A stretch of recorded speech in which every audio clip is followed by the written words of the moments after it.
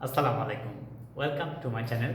I am Abdus Salam, assistant teacher, Rajshahi Collegiate School, Rajshahi, Bangladesh. My dear viewers, today I am going to make this video class on right form of verbs.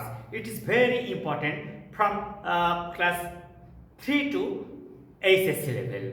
All the viewers and all the students and the learners will feel better to observe the activities of the class today. Look at it, please. Right form of verbs.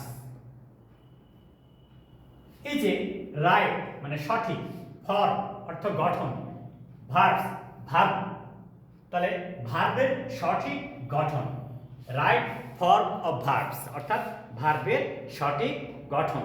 তাহলে কিভাবে কোন verb কোন সাবজেক্টের সঙ্গে সঠিকভাবে ব্যবহৃত হয় সেইটা নিয়ে আজকে আমরা কাজ করব। আচ্ছা, প্রথমে দেখা যাক, হি প্লে ক্রিকেট রেগুলারলি। আচ্ছা, হি সাবজেক্ট কিন্তু থার্ড পারসন সিঙ্গুলার নাম্বার, তাহলে এই রেগুলারের উপর নির্ভর করছে এবং হি এর উপর নির্ভর করছে এই ভার্বটা কি হবে। তাহলে আমরা এখানে দেখব, যখন সেন্টেন্সে daily, everyday, very often, sometimes, usually, normally, generally, regularly এই অ্যাডভার্বগুলো থাকবে, all these adverbs will indicate the habitual action. এই অ্যাডভার্বসগুলো কোনো কাজের অভ্যাসের কথা বলে, আর অভ্যাস বা চিরন্তন সত্য actually habitual fact and universal truth, all of them will be simple present tense or present indefinite tense. তাহলে প্রেজেন্ট ইনডিফিনিট টেন্স যদি হয় তাহলে আনসারটা আমরা কি লিখব? আমরা লিখব প্লেস। কেন? নিয়ম বলছে যে যেহেতু রেগুলারলি আছে এটা present indefinite tense, okay, it indicates the habit of action.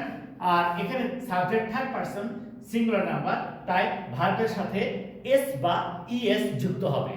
আর যদি subject first person second person plural number হয় তাহলে they swim in the river daily. আচ্ছা, এই ডেইলি আছে তার অর্থ হচ্ছে এটা প্রেজেন্ট ইনডিফিনিট টেন্স হবে, ডেইলি আছে তাই।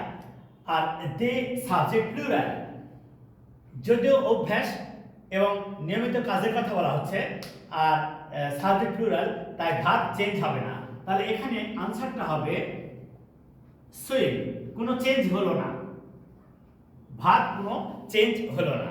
তাহলে আমরা প্রথম নিয়মটা একবারে কনফার্ম হয়ে গেলাম, সেটা হলো যে সেন্টেন্স যদি daily, everyday, very often, sometimes, usually, normally, generally থাকে তাহলে সেন্টেন্সটা প্রেজেন্ট ইনডিফিনিট টেন্স হবে।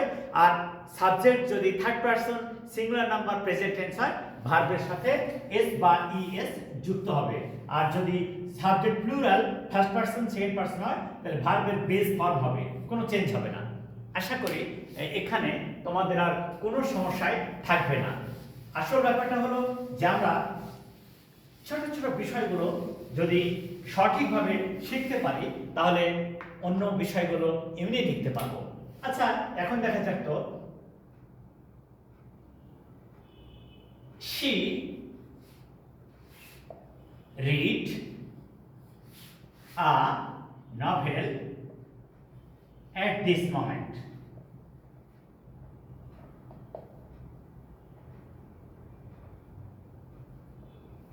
At this moment. আচ্ছা, at this moment এটা তো বোঝাচ্ছে এই মুহূর্তে।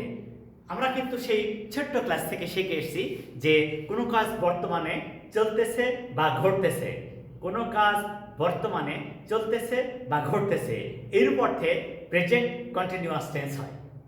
তাহলে যে কোনো কন্টিনিউয়াস টেন্স অর্থই ভার্ব প্লাস আইএনজি, যে কোনো কন্টিনিউয়াস টেন্স হলে ভার্বের সাথে আইএনজি যুক্ত করতে হয়। Present continuous and is are, she third person is, তাহলে আমরা এখানে উত্তরটা কি পেলাম? উত্তরটা পেলাম এরকম, ইজ রিডিং। ইজ রিডিং, এটা আমাদের উত্তর।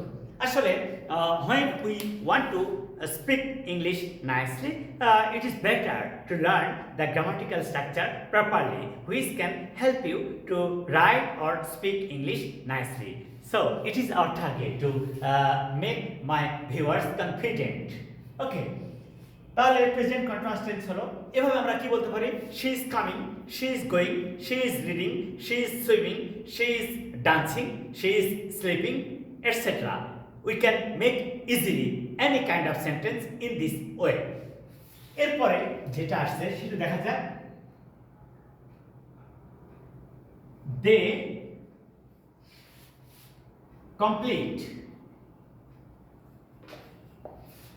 complete their mission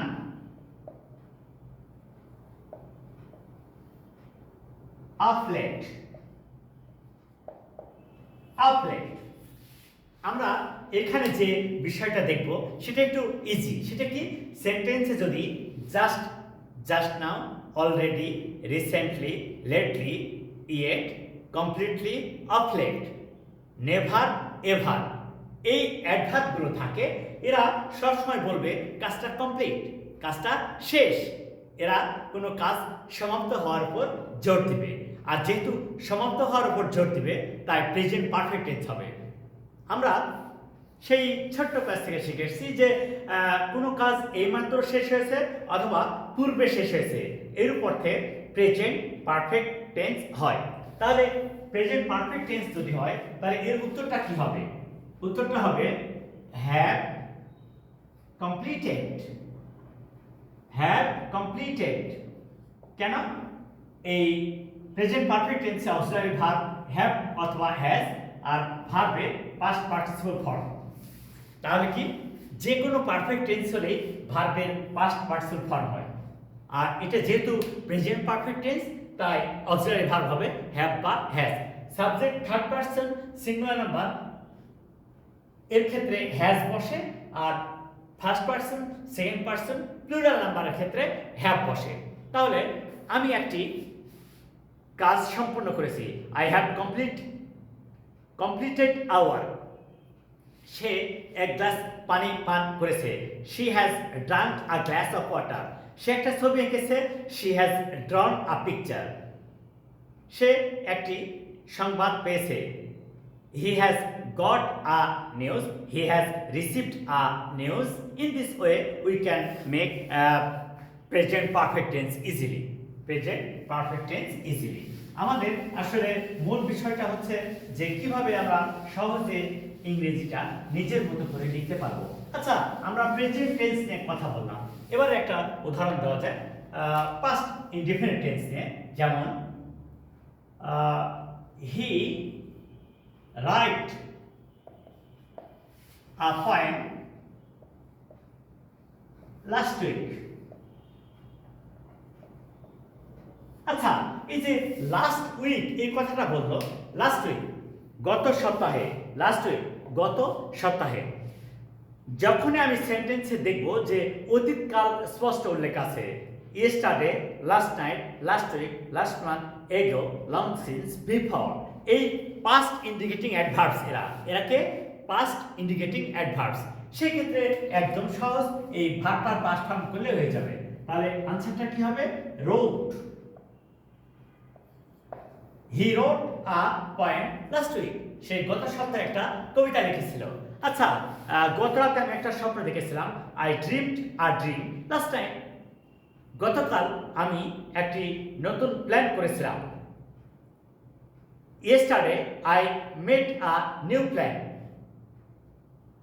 গত মাসে আমি গ্রামের বাড়ি গেছিলাম, I went to my village house last month.